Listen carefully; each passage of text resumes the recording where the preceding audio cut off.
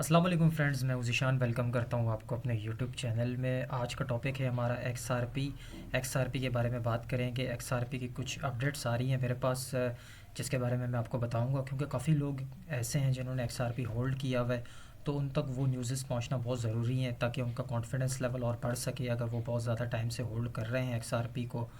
और साथ में थोड़ा सा बीटीसी की शॉर्ट अपडेट पे भी मैं बात करूँगा।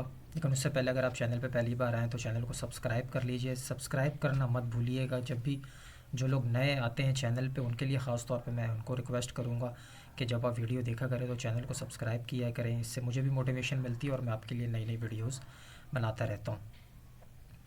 तो सबसे पहले अगर हम एक्सआरपी की बात करें, प्राइस की बात कर लेते हैं। तो इस वक्त हम देख सकते हैं तमाम क्रिप्टो करेंसीज़ के अंदर, हालांकि मार्केट की सिचुएशन इस वक्त बिल्कुल भी अच्छी नहीं है। फेड की मीटिंग जो लास्ट हुई 75 बेसिस पॉइंट्स उसमें रेज़ हुए, उसके बाद से BTC में नीचे जाता हुआ नज़र आ रहा है। लेकिन XRP की बात करें तो आज की डेट में XRP आप देख सकते हैं 41% इंक्रीज़ है। ऑलमोस्ट 50% ये आज इंक्रीज़ हुआ और अभी थोड़ा सा डाउन आने के बाद 41% इंक्रीज़ है। इसकी क्या वजह है, इसके बारे में हम बात करते हैं। यहाँ पे एक आर्टिकल आया है कॉइन टेलीग्राफ की तरफ से, जिन्होंने कहा XRP price breaks out of range with 25% rally, but why? XRP attracts buyers after the hope of positive court ruling triggers a 25% rally above a key longer term resistance level। तो यहाँ तक आपको बात समझ आ गई होगी।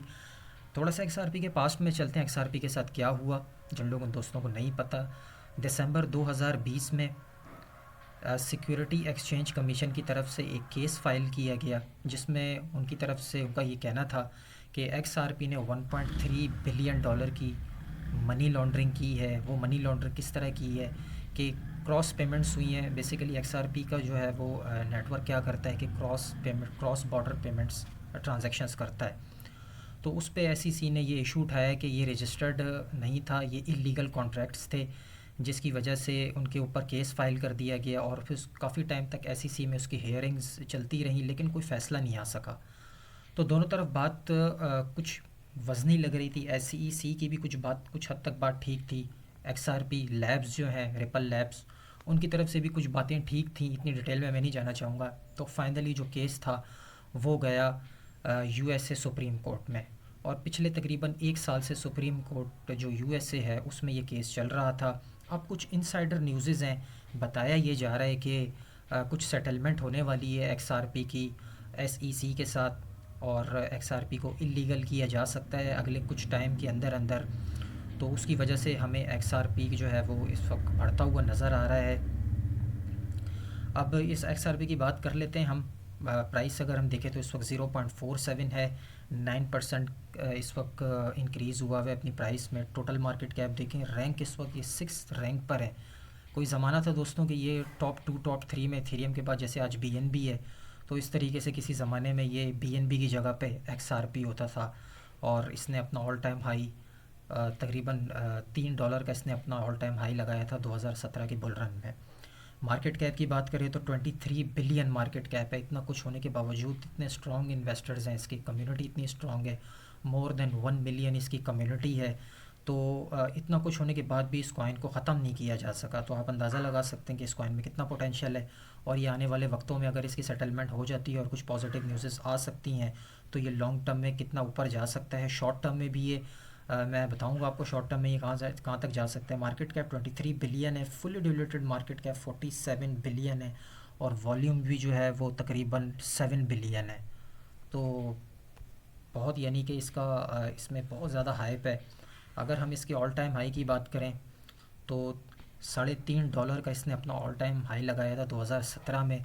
उसके बाद भी ये इसने काफ़ी अच्छा लोगों को प्रॉफिट्स दिया शॉर्ट टर्म में। लेकिन अनफॉर्चुनेटली दिसंबर में जब इसके ऊपर केस फाइल हुआ तो उसके बाद से जो है वो इस कॉइन की हाइप ख़त्म होती गई धीरे धीरे। लेकिन लोगों का इतना ट्रस्ट था इसके ऊपर कि ये अपना केस जीत जाएगा। आप देखें किसी भी कॉइन, किसी भी एक्सचेंज से ये कॉइन डीलिस्ट नहीं हुआ।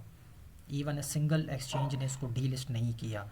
और तमाम बड़ी एक्सचेंजेस पे लिस्ट है, including Coinbase, Binance, Huobi global, KuCoin, OKEx, हर एक्सचेंज पे ये आपको मिलेगा।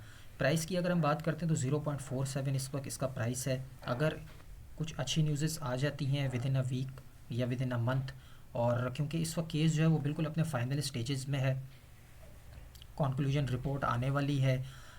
रिपल लैब्स की तरफ से भी अपनी फ़ाइनल रिपोर्ट सबमिट कर दी गई है और SEC की तरफ से भी, और उस पे जो है वो अब कोर्ट अपना डिसीजन लेने जा रहा है। क्या वो डिसीजन XRP के हक़ में होता है या उसके अगेंस्ट होता है। लेकिन जो XRP के CEO हैं उन्होंने कल रात को एक ट्वीट किया और उन्होंने बताया कि we are very close to win the case, जिससे एक जैसे ही उनकी ट्वीट आई तो उसके बाद से एकदम से XRP में जो है वो वॉल्यूम आना शुरू हो गया और ट्रेडर्स का ये एक तरह से ये हॉट टॉपिक बन गया, हॉट कॉइन बन गया और इस वक्त इसमें ट्रेडिंग चालू है, ट्रेडिंग चल रही है इसमें। अनकरीब अगर हम इसके शॉर्ट टर्म की बात करें तो $1 से लेके $1.5 तक इसके लिए कोई बड़ी बात नहीं है जाना। अगर इसकी पॉजिटिव न्यूज़ आती है तो हमें एक अच्छी खासे इसमें इसका प्राइस ऊपर जाते हुए नज़र आ सकता है। $1 तो ये इजीली टच करेगा। करंट प्राइस की बात करें तो 50 सेंट्स है, तो यहाँ से ये 1 से लेकर 2x इजीली शॉर्ट टर्म में हो सकता है।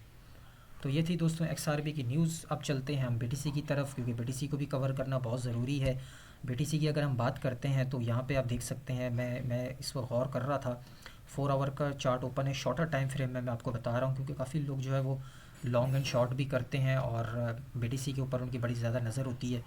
तो इस वक्त ये मुझे कुछ डिसेंगल ट्रायंगल बनता हुआ नज़र आ रहा है इस वक्त BTC के अंदर। करंट प्राइस की बात करें तो 18,115 का इस वक्त प्राइस है। और जब भी दोस्तों डिसेंडेंट ट्रायंगल BTC में फॉर्मेशन होता है शॉर्टर टाइम फ्रेम में, तो उसके 90% चांसेस होते हैं, 95% चांसेस होते हैं कि BTC नीचे जाएगा। तो लेट्स सी क्या होता है, ये मेरा ओपिनियन है। चार्ट में मैं आपको थोड़ा सा बता देता हूँ।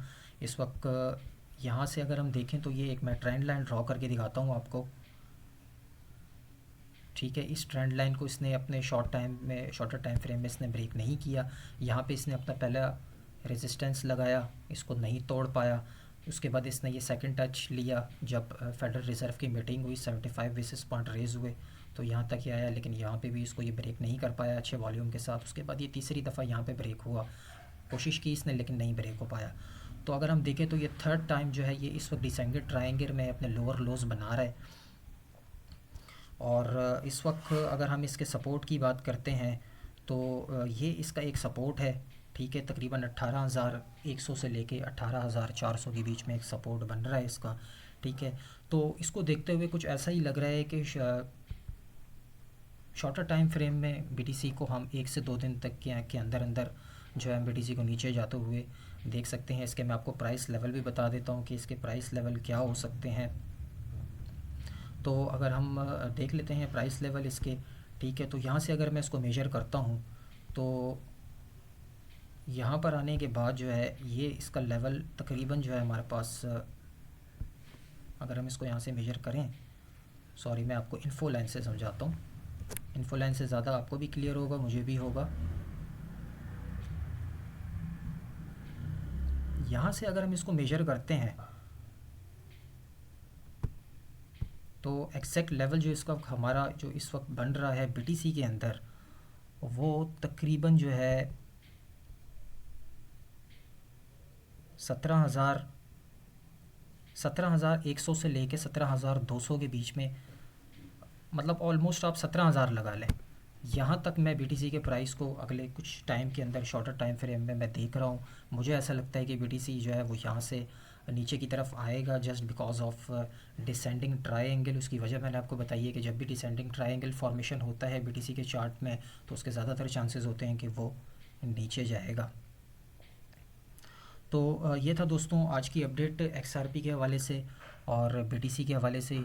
यकीनन आपको अच्छी लगी होगी। अगर वीडियो अच्छी लगी है तो वीडियो को ज़रूर लाइक कीजिएगा। अपना बहुत सारा ख्याल रखिएगा। मिलते हैं इंशाल्लाह नेक्स्ट वीडियो में, तब तक के लिए अल्लाह हाफ़िज़।